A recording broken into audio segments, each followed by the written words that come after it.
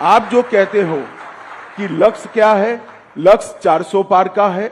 कमल के निशान पर हम 370 से ज्यादा सीटें जीतेंगे और ये लक्ष्य सिद्ध इसलिए होगा कि भारत की जनता की आशा, आकांक्षा और सपनों को पहली बार कोई प्रधानमंत्री फ्रंट पर से लीड कर गरीब के साथ खड़ा रहकर, युवा के कंधे पर हाथ रखकर, गरीब बहन का भाई बनकर आज इनके स्वप्नों को पूरा कर रहा है। मुझे पूरा विश्वास है कि मोदी जी के नेतृत्व में भारतीय जनता पार्टी 370 पार करेगी, एनडीए 400 पार करेगी और फिर एक बार मोदी सरकार बनेगी।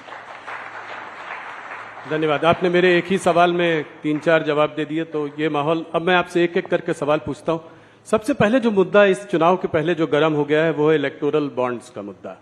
तो इलेक्टोरल बॉन्ड्स के बारे में मैं ये पहले आपसे जानना चाहता हूं कि आपकी क्या प्रतिक्रिया है। आपको क्या लगता है कि इससे ब्लैक मनी वापस आएगा? जो कॉन्फिडेंशियल नाम थे लोगों के, जिस वजह से लोगों ने इलेक्टोरल बॉन्ड्स खरीदे, वो आज जो है सब सामने आ गए हैं। तो क्या ये उचित है और आप इसके बारे में आगे क्या सोचते हैं? देखिए, भारत की सुप्रीम कोर्ट जो भी फैसला सुनाती है, देश के सभी नागरिक इससे बंधे हुए हैं। हम एक संवैधानिक व्यवस्था में रहे। मैं सुप्रीम कोर्ट के फैसले का सम्मान करता हूं, मगर मेरा व्यक्तिगत मत जरूर देना चाहता हूं कि बॉन्ड से काला धन समाप्त होने के कगार पर था और इस फैसले से चुनावी व्यवस्था में फिर से काले धन का दबदबा बढ़ेगा। इसीलिए राहुल जी के नेतृत्व में पूरा इंडिया अलायंस बॉन्ड के खिलाफ था और वो चाहते थे कि पहले की तरह जो कट मनी आता था वो कट मनी फिर से एक बार राजनीति पर हावी हो।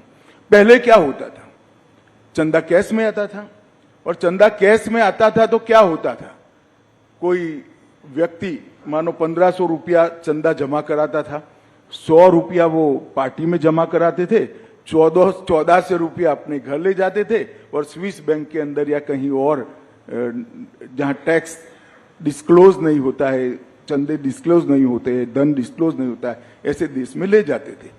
बॉन्ड आने से ये पूरा पैसा चेक के माध्यम से पार्टी के अकाउंट में जमा होता था। ये पूरी जो जमात है राहुल जी के नेतृत्व में, वो पुरानी चीजों की आदी है। उनको यही चाहिए कि पार्टी को चंदा मिले न मिले, चुनाव के लिए खर्च हो न हो, अपनी पीढ़ियां बहुत अच्छे तरीके से जी पाएं। और इस चीज को मोदी जी ने बॉन्ड लाकर इस पर कुठाराघात किया था। मैं आपको बताना चाहता हूं, मेरी पार्टी की बात बताता हूं। 2014 में मेरी पार्टी में जो चंदा आता था, इसमें से 81% चंदा कैश से आता था, जिसमें किसी का नाम नहीं होता था। 20-20 हजार रुपया कर जमा करते थे। 18 में ये 81% से 17% हुआ। 18 में एंड पे भी ये 17% पर रहा और 2023 पर कम होकर 3% पर आ गया था।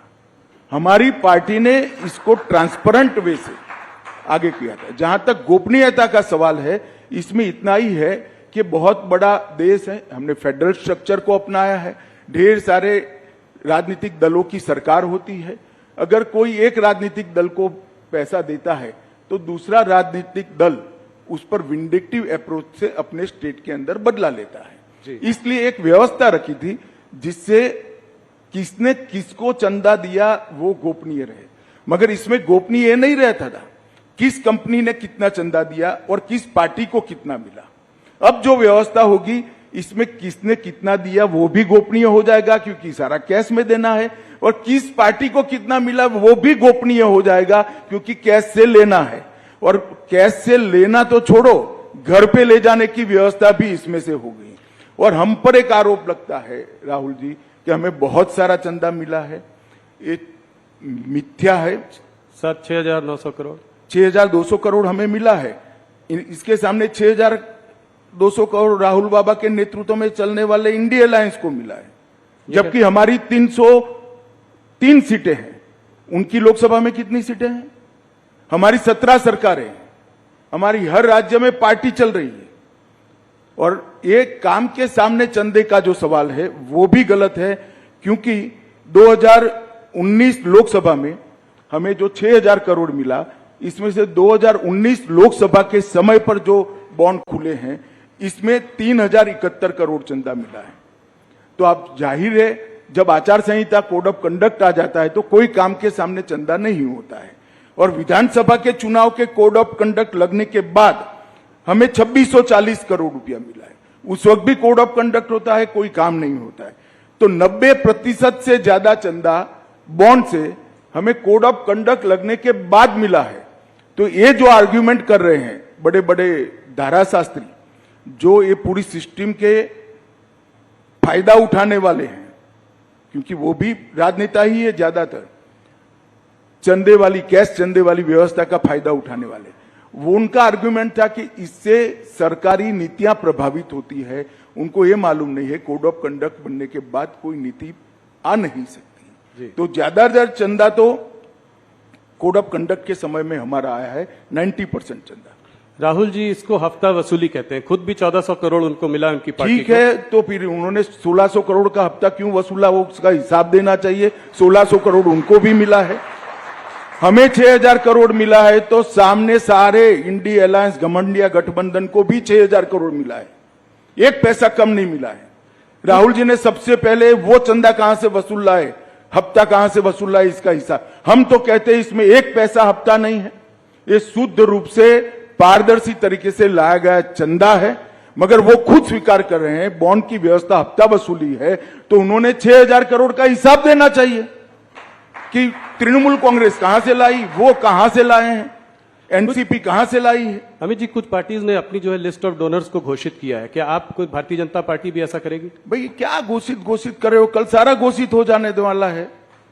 मैं आपको बताने वाला हूं, बताने जा रहा हूं, घोषित कल होगा। ये मुंह नहीं दिखा पाएंगे, इंडी अलायंस मुंह नहीं दिखा पाएगा। जब पता चलेगा कि कहां से जब पता चलेगा चंदा कहां से आए।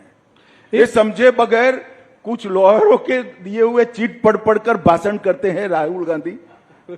उनको मालूम नहीं है कि उन्होंने अपने पैर पर कुल्हाड़ी मारी।